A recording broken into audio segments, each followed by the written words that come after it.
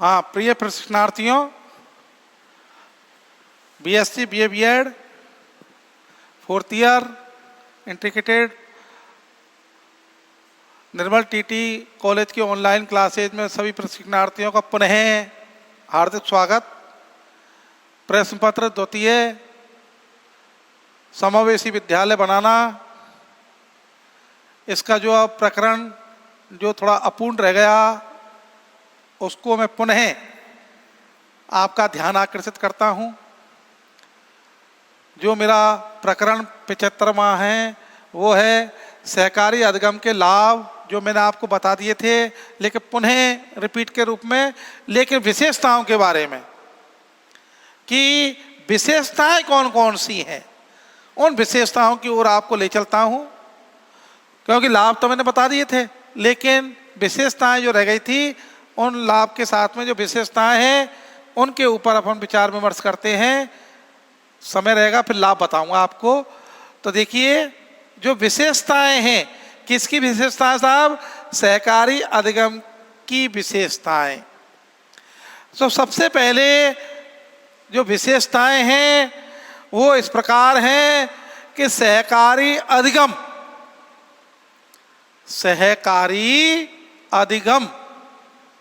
Cooperative learning. तो ये शिक्षा जो सहकारी अधिगम है, ये शिक्षक जो, देखिए सहकारी अधिगम ये प्रणाली है, ये शिक्षक अधिगम को विषय एवं अध्यापक केंद्रित बनाने की अपेक्षा शिक्षार्थी केंद्रित बनाने पर अधिक बल देती है, अधिक जोर देती है। देखिए, शैक्षिक जो और क्रिया है वो तो बाल केंद्रित, जो शिक्षक अधिगम के विषय हैं वो अध्यापक केंद्रित माने जाते हैं, लेकिन यहाँ पर ये शिक्षार्थी केंद्रित बनाने पर बल देती है। इसको पुनः सुनिए, जितनी भी सहकारी अधिगम के जो विशेषताएं, इसको छोड़ करके और भी जो कई विशेषताएं हैं वो शिक्षार्थी केंद्रित कम होती हैं, शिक्षक केंद्रित ज़्यादा होती हैं, क्योंकि उनमें शिक्षक की अहम भूमिका पाई जाती है। शैक्षिक वातावरण में शिक्षक की अहम भूमिका पाई जाती है, इसलिए वो शिक्षक प्रधान होती हैं। लेकिन जो सहकारी अधिगम की जो विशेषताओं में पहली विशेषता यह है कि देखिए, सहकारी अधिगम जो प्रणाली है वो शिक्षक अधिगम को विषय एवं अध्यापक केंद्रित बनाने की अपेक्षा, अध्यापक केंद्रित बनाने की या शिक्षक केंद्रित बनाने की अपेक्षा शिक्षार्थी अर्थात विद्यार्थी केंद्रित बनाने पर बहुत अधिक बल देती है। पुनः समझिए, प्रिय प्रशिक्षणार्थियों, जो सहकारी अधिगम की जो विशेषता है वो ये है कि यह विद्यालय की जो शिक्षक अधिगम की जो प्रणाली है या विषय है, शिक्षक अधिगम के जो विषय हैं उनको अध्यापक केंद्रित न होकर के शिक्षार्थी केंद्रित पर अधिक बल देती है। शिक्षक अधिगम की जो प्रक्रियाएं हैं वो अध्यापक केंद्रित न होकर के शिक्षार्थी केंद्रित पर बहुत अधिक बल देती हैं। शिक्षार्थी केंद्रित बनाने पर बल देती हैं, जोर देती हैं। जोर से मतलब ताकत नहीं है, या ध्यान देती हैं। पुनः सुनिए इसको, प्रिय प्रशिक्षणार्थियों, देखिए, जितनी भी अध्यापक या शिक्षक केंद्रित जो विषय हैं उन विषय को अध्यापक केंद्रित न मान करके या अध्यापक केंद्रित की बजाय शिक्षार्थी केंद्रित पर अधिक बल देती है, अधिक ध्यान देती है। क्या? सहकारी अधिगम की विशेषताएं हैं। ये नंबर 1 पहली विशेषता है साहब। ये सहकारी अधिगम की ये पहली नंबर 1 विशेषता है। क्या विशेषता है? इसको दोबारा बता रहा हूं। देखिए, ये सहकारी अधिगम जो प्रणाली है, ये शिक्षक विषय, शिक्षक जो अधिगम, शिक्षक अधिगम विषय को अध्यापक केंद्रित न मान करके शिक्षार्थी केंद्रित मानने पर अधिक बल देती है, अधिक ध्यान देती है। ये इसकी पहली विशेषता हुई साहब। किसकी? सहकारी अधिगम की पहली विशेषता हुई कि जितने समावेशी या जो सहकारी अधिगम प्रणाली है, वो शिक्षक विषय को, शिक्षक के जो विषय हैं, उन विषयों को अध्यापक केंद्रित न मान करके छात्र शिक्षार्थी केंद्रित मानने पर बहुत अधिक बल देती है। ओके। इसके बाद में नंबर 2, पहली विशेषता हुई साहब। नंबर 2 विशेषता है, यह विद्यार्थियों में उनका, यह विद्यार्थियों में उनका ये लर्निंग स्टाइल स्वयं चुनने के लिए फ्रीडम देती है। यह विद्यार्थियों को स्वयं सीखने के तरीके की स्वतंत्रता देती है। फ्रीडम से मतलब क्या है? यहां स्वतंत्रता। और लर्निंग स्टाइल, सीखने के तरीके को ये विद्यार्थियों को स्वयं लर्निंग स्टाइल को सीखने की फ्रीडम, स्वतंत्रता देती है। क्या? सहकारी अधिगम की ये दूसरी विशेषता है। क्या ऐसा दूसरी विशेषता? पुनः समझिए भाई। देखिए, ये सहकारी अधिगम विद्यार्थियों में उनका लर्निंग स्टाइल, अधिगम का तरीका, उसके लिए फ्रीडम, स्वतंत्रता, ये उसको चुनने की स्वतंत्रता, फ्रीडम ये देती है। और यह विद्यार्थियों के लिए, यह विद्यार्थियों के लिए भी इस बात पर अधिक बल देती है। किस पर? विद्यार्थियों के लिए भी ये इस बात पर बहुत अधिक बल देती है। किसके लिए? लर्निंग स्टाइल के लिए। अधिगम, लर्निंग अधिगम जो इसकी सीखने का तरीका है, लर्निंग स्टाइल है, उसकी ये फ्रीडम, स्वतंत्रता देती है। ये इसकी जो अधिगम, सहकारी अधिगम है, इसकी दूसरी विशेषता है। इसके बाद में नंबर 3 जो विशेषता है वो इस प्रकार है कि इस बात पर विश्वास करती है, यह इस बात पर विश्वास करती है कि विद्यार्थी तभी अच्छी तरह से सीखते हैं।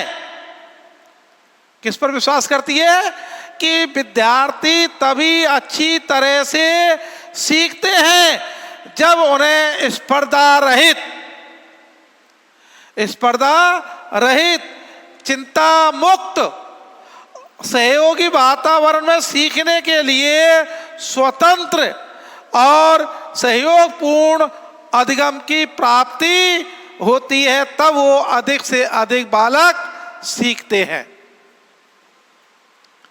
इसके लिए ये विशेष बल देती है। पुनः सुनिए, देखो प्रशिक्षणार्थियों, ये तीसरी विशेषता बता रहा हूं कि यह इस बात पर विश्वास करती है कि विद्यार्थी तभी अच्छी तरह से सीखते हैं, जबकि उन्हें स्पर्धा रहित, चिंता मुक्त, सहयोगी वातावरण, ये तीनों चीज, पहला क्या है, स्पर्धा रहित, चिंता मुक्त और सहयोगी वातावरण में सीखने के स्वतंत्र एवं सहयोग पूर्ण अधिगम की प्राप्ति होती है। तब वो स्वतंत्रता पूर्वक सीखता है, अधिक से अधिक सीखता है। इसलिए जो सहयोगी अधिगम की आवश्यकता होती है, क्योंकि बालक समूह के रूप में अधिक से अधिक सीखने का प्रयास करता है और वो अधिक से अधिक सीखने के साथ ही विद्यार्थी जब भी ठीक से समझने की चिंता मुक्त हो, स्पर्धा रहित हो, सहयोगी वातावरण हो, तब देखिए बालक कितना सीखता है। भयमुक्त, और यार गुरुजी आएंगे, होमवर्क तो किया ही नहीं, तो भय है। स्पर्धा अगर याद नहीं किया तो पीछे रह जाऊंगा, फेल हो जाऊंगा। अरे एक दो बार तो मौका दो उसको, शुरू में तो उसको हैबिट डालिए, ऐसा वातावरण तैयार करिए जिससे कि बालक अधिक से अधिक जिज्ञासा हो और सीखने की कोशिश करे। भयमुक्त, प्रतिस्पर्धा रहित और एक अच्छा वातावरण, एक सहयोगी वातावरण, हेल्पनेस एनवायरनमेंट होना चाहिए विद्यार्थी के लिए, जिससे कि वो अधिक से अधिक सहयोगी वातावरण और अपना विकास कर सके और स्वतंत्र और सहयोगपूर्ण अधिगम की प्राप्ति उसको हो जाती है, बालक कर लेता है। अगर भयमुक्त है, स्पर्धा रहित है और ऐसा वातावरण है जहां उसको सहयोगी वातावरण मिल रहा है, तो बालक को आनंद आएगा साहब, और वो स्वतंत्र रूप से अध्ययन करने में रुचि जागृत करेगा। ये भी इसकी एक सहयोगी अधिगम की विशेषता है साहब। तीसरी सहयोगी अधिगम की ये भी एक तीसरी विशेषता है, जिसके कारण बालक अधिक से अधिक सीखने का प्रयास करता है। अधिक से अधिक सीखने के लिए क्या करता है, प्रयास करता है बालक। इसके बाद में देखिए व्यक्तिगत रूप से अलग अलग किए जाने वाले जो व्यक्तिगत प्रयत्न हैं, व्यक्तिगत रूप से अलग अलग किए जाने वाले जो भी व्यक्तिगत प्रयत्न हैं, उनकी अपेक्षा मिलजुल करके, अलग अलग के बजाय, व्यक्तिगत के बजाय मिलजुल करके सहकारितापूर्ण ढंग से किए जाने वाले सामूहिक प्रयत्नों को प्राथमिकता दी जाती है। इसके अंतर्गत देखिए सहयोगात्मक सामूहिक रूप से जो प्रयत्न हैं, उनके लिए सहकारितापूर्ण ढंग से जो कार्य किए जाते हैं, उनके लिए सामूहिक प्रयत्नों के लिए उनको अधिक से अधिक प्राथमिकता दी जाती है। अलग अलग व्यक्तिगत जो प्रयत्न हैं, उनकी अपेक्षा अगर मिलजुल करके, व्यक्तिगत के अलावा सामूहिक रूप से मिलजुल करके सहकारी भावना से अगर वो कार्य किए जाए, ढंग से सामूहिक प्रयत्नों को प्राथमिकता दी जाती है, इंपॉर्टेंस दी जाती है उनके लिए। ये इसकी चौथी विशेषता है। प्रिय प्रशिक्षणार्थियों, देखिए इन विशेषताओं को पुनः रिपीट करता हूं, क्योंकि ये थोड़े आपको मुझे मायूसी की ओर इशारा कर रहे हैं। तो विशेषताएं हैं, सहकारी अधिगम की विशेषताएं हैं, शिक्षार्थी केंद्रित बनाने पर जोर देते हैं। ये अध्यापक के जो विषय हैं, उन विषयों को अध्यापक केंद्रित न मान करके ये सहकारी अधिगम विद्यार्थी केंद्रित मानने पर अधिक जोर देते हैं। ये इसकी पहली विशेषता है नंबर 1। नंबर 1 विशेषता इसकी ये है कि अध्यापक केंद्रित न मान करके अध्यापक विषयों को ये शिक्षार्थी केंद्रित मानने पर बहुत अधिक बल देते हैं।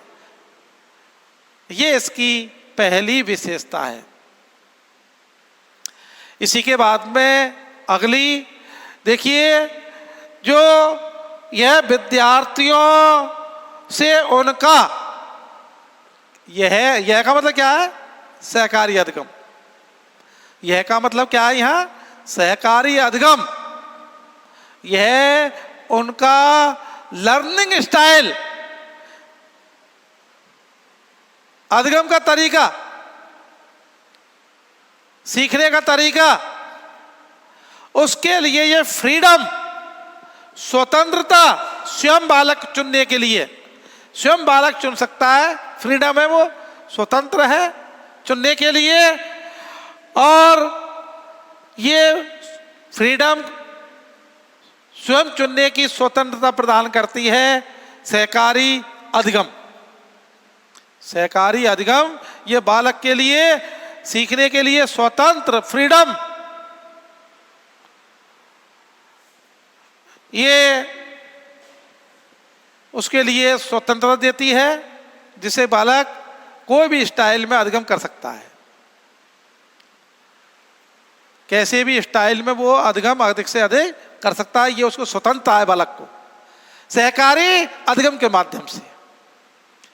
नंबर 3 है, यह इस बात पर विश्वास करती है कि विद्यार्थी तभी अच्छी तरह से सीखते हैं, तभी अच्छी तरह सीखता है जब उसको स्पर्धा रहित रखा जाए, भय मुक्त रखा जाए और सहयोगी वातावरण उसके लिए तैयार किया जाए, तो सीखने के लिए स्वतंत्र और सहयोगपूर्ण अधिगम की उसको प्राप्ति होगी। बालक के लिए सहयोगी और सहयोगपूर्ण अधिगम की प्राप्ति होगी उस बालक के लिए।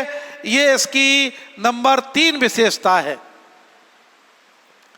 3 को दोबारा बोल देता हूं। यह इस बात पर विश्वास करती है, कौन सी? सहयोगी अधिगम। यह इस बात पर विश्वास करती है कि बालक के लिए एक अच्छी तरह सीखने के लिए विद्यार्थी को उन्हें स्पर्धा रहित रखा जाए, भय मुक्त रखा जाए और सहयोगी वातावरण, सीखने के स्वतंत्र और सहयोगपूर्ण अधिगम की प्राप्ति की जा सकती है उस बालक के द्वारा। उसको भय मुक्त वातावरण और सहयोगी वातावरण और प्रतिस्पर्धा रहित अगर रखा जाए तो बालक बहुत से अधिक सीखने का प्रयास करता है। यह इसकी तीसरी विशेषता है। उसके बाद में साहब नंबर 4 आती है, ये व्यक्तिगत रूप से, कैसे?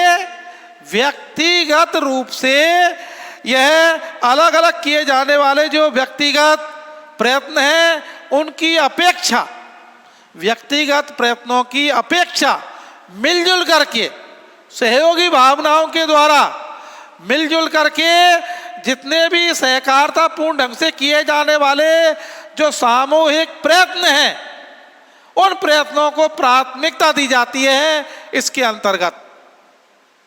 यह भी इसकी चौथी विशेषता है। ये मैंने आपको सहकारी अधिगम की विशेषताएं बताई, पहले लाभ बताए, और लाभ और विशेषताएं इनके ऊपर मैंने आपको बताया है। तो लाभ तो करीब मैंने 10 बताए थे आपको, इनको पुनः रिपीट कर देता हूं अभी। लेकिन विशेषताएं 4 हैं सहकारी अधिगम की। सहकारी अधिगम की 4 विशेषताएं मुख्य रूप से हैं, और इसके जो मैंने लाभ पिछली बार बताए थे वो 10 बताए थे करीब, और अब उन लाभों को भी पुनः एक बार और संशोधित, लेकिन पहले शिक्षार्थी केंद्रित बनाने पर जोर देती है ये विशेषता। यह विद्यार्थियों को स्वयं सीखने के लिए फ्रीडम, स्वतंत्रता देती है। ये सीखने के तरीके के लिए स्वतंत्र हो और विद्यार्थी जब ठीक से अगर समझने और चिंता भयमुक्त और स्पर्धा रहित और सहयोगी वातावरण अगर उत्पन्न होगा तो उसमें अच्छा वातावरण का विकास होगा और वो अच्छी तरह से सीखेगा। उसके बाद में अलग अलग जो प्रयत्नों की अपेक्षा, व्यक्तिगत प्रयत्नों की अपेक्षा अगर मिलजुल करके सहयोगी अगर एक साथ उनको अगर सहयोगपूर्ण वातावरण किया जाए, मिलजुल कर सहकारितापूर्ण वातावरण तैयार किया जाए तो ऐसे सामूहिक प्रयत्नों को प्राथमिकता दी जाती है इसके अंतर्गत। इसलिए cooperative learning is one which provide freedom of thought and judgement and liberations from dogmas. ये इसका सार है। अब मैं पुनः इसके लाभों के बारे में एक बार और बतला देता हूँ। सहकारी अधिगम में चिंतन एवं तर्क के माध्यम से छात्रों को अनेक प्रकार के शैक्षिक जो समस्याएं उनका समाधान किया जा सकता है। किसके माध्यम से? चिंतन और तर्क के माध्यम से। नंबर 1, चिंतन और तर्क के माध्यम से कितनी भी शैक्षिक अनेक समस्याएं हों उन समस्याओं का समाधान किया जा सकता है इसके माध्यम से। अब इसके बाद में आता है एक ही विषय की सूचनाओं का संकलन करने पर यह जोर देता है, अनेक विषय नहीं, एक ही विषय।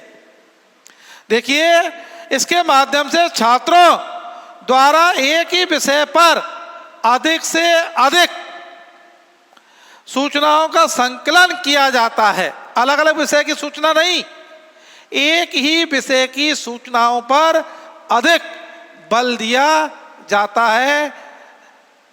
किसके माध्यम से? इस सहकारी अधिगम के माध्यम से। ये इसका दूसरा लाभ है। अब सहकारी अधिगम का तीसरा लाभ इस प्रकार है कि देखिए, इस प्रक्रिया में छात्रों द्वारा एक दूसरे के साथ बैठ करके, इस प्रक्रिया में छात्रों के द्वारा एक दूसरे के साथ बैठ करके, मिलजुल करके एक ही विषय पर विचार विश्लेषण किया जाता है। अनेक विषय पर नहीं विचार विश्लेषण, ओनली केवल एक ही विषय पर आमने सामने बैठ करके, मिलजुल करके एक ही विषय पर विचार विश्लेषण किया जाता है। ये इसकी तीसरी विशेषता है। चौथी विशेषता इस प्रकार है, सहकारी अधिगम में छात्रों के द्वारा एक ही विषय की जो शैक्षिक एवं अशैक्षिक क्षेत्रों में यह सहायता प्रदान करता है। सहकारी अधिगम के द्वारा जो भी छात्रों के शैक्षिक एवं अशैक्षिक क्षेत्रों में, दोनों ही क्षेत्रों में ये सहायता प्रदान करता है। सहकारी अधिगम का ये लाभ है चौथा। इसके बाद में सहकारी अधिगम के माध्यम से छात्रों में आत्मगौरव और आत्मसम्मान की भावना का भी विकास होता है। इनकी का भी विकसित किया जाता है। आत्मगौरव और आत्मनिर्भरता, अगर ये कार्य पर तो है आत्मनिर्भरता, और जो पुरस्कार है उस पर भी आत्मनिर्भरता, ये एक दूसरे पर निर्भर हैं। इनका प्रभाव देखा जा सकता है। इस प्रकार अधिगम के द्वारा छात्रों एक दूसरे पर कार्य आत्मनिर्भरता एवं पुरस्कार आत्मनिर्भरता का प्रभाव देखा जा सकता है। ये भी इसका लाभ है छठा। और सातवां लाभ है, सहकारी अधिगम के माध्यम से शैक्षिक वातावरण का निर्माण संभव है। संभव होता है शैक्षिक वातावरण का निर्माण किसके द्वारा? सहकारी अधिगम के द्वारा। क्योंकि इसमें प्रत्येक छात्र को एक दूसरे के कार्य से पृथक रूप से कार्य में करने के लिए दिया जाता है अलग, इसलिए उसमें शैक्षिक वातावरण तैयार करने की भावना विकसित होती है। इसका भी विकास होता है इसके माध्यम से। इसके माध्यम से शैक्षिक वातावरण का निर्माण होता है, क्योंकि इनके लिए कार्य अलग अलग सौंप दिए जाते हैं। अब विद्यालय व्यवस्था में बालकों की रुचि जागृत करने के लिए भी सहकारी अधिगम का ये भी एक लाभ है। देखिए, सहकारी जो अधिगम के अंतर्गत जो विद्यालय व्यवस्था में भी छात्रों की रुचि विकसित होती है। छात्रों की रुचि विद्यालय व्यवस्था में भी रुचि विकसित होती है, ये भी इसका लाभ है। इसके बाद में देखिए, जो इसमें छात्रों में संवेगात्मक स्थिरता का विकास होता है, और क्योंकि इसमें एक दूसरे की भावनाओं को समझते हैं इसलिए स्थिरता का विकास होता है, क्योंकि एक दूसरे की भावनाओं को समझा जाता है सहकारी अधिगम में।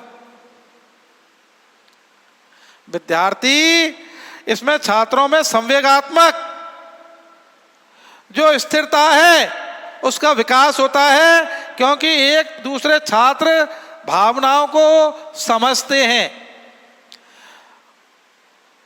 ये 9वां हुआ, और अंतिम 10वां है सहकारी अधिगम बालक के प्रारंभ से ही सामाजिकरण एवं सामाजिकरण की भावना का विकास करता है, तथा बालक को सामाजिक प्राणी के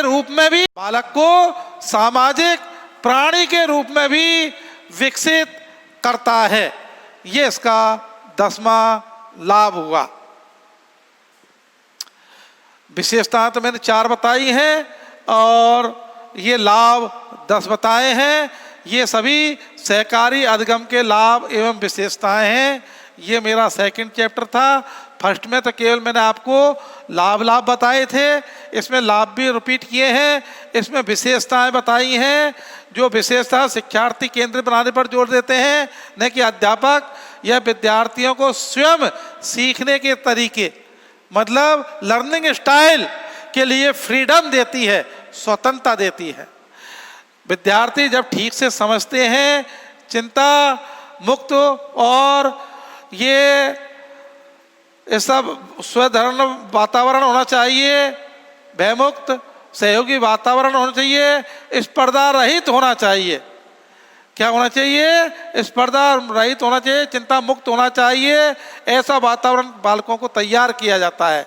किसके माध्यम से? सहकारी अधिगम के माध्यम से। और अलग अलग जो व्यक्तिगत जो प्रयत्न हैं उनकी अपेक्षा यदि सामूहिक रूप से मिलजुल करके सहकारतापूर्ण ढंग से किए जाने वाले जो सामूहिक प्रयत्न हैं उनको प्राथमिकता दी जाती है इस सहकारी अधिगम के माध्यम से। ये भी इसकी विशेषताएं हैं। ये मैंने आपको 10 तो लाभ और 4 विशेषताओं के बारे में इस इंडेक्स के माध्यम से, इसके माध्यम से आपको समझाया है। समय अभाव के कारण मैं अब इस टॉपिक को यहीं विराम देता हूँ। इसके लिए आप सभी को धन्यवाद। लेकिन इसमें थोड़ी समझने की जो कोशिश है वो लाभ तो ये हैं 10 और विशेषताएं हैं ये 4। इसलिए मैंने सहकारी अधिगम के लाभ एवं विशेषताओं के बारे में विस्तार से बताया है। इसमें 10 तो लाभ बताए हैं, 4 विशेषताएं बताई हैं। ये मैंने आपको इस 75वें जो वीडियो है इसके अंतर्गत बताया है। आप सभी को इसमें बारंबार पुनः धन्यवाद।